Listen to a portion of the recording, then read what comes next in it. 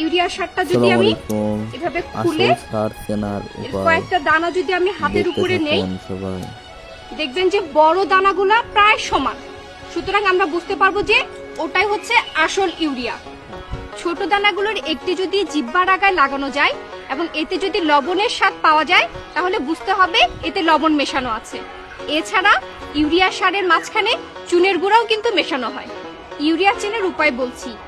1 চা চামচ ইউরিয়া একটি বিকারের মধ্যে নিয়ে এতে যদি সমপরিমাণ 2 চা চামচ পানি দেই এবং তারপরে যদি একটি চামিচ দিয়ে এদিকে নাড়তে থাকি এবং এতে যদি স্বচ্ছ দ্রবণ তৈরি হয়, তাহলে বুঝতে হবে এটি আসল ইউরিয়া।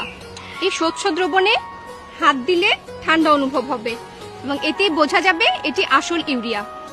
এই স্বচ্ছ দ্রবণের মধ্যে যদি এখন আমি চুনের গুঁড়া মিশ্রিত করি, তাহলে অ্যামোনিয়ার গন্ধযুক্ত ঝাঁঝালো একটি গন্ধ বের হবে।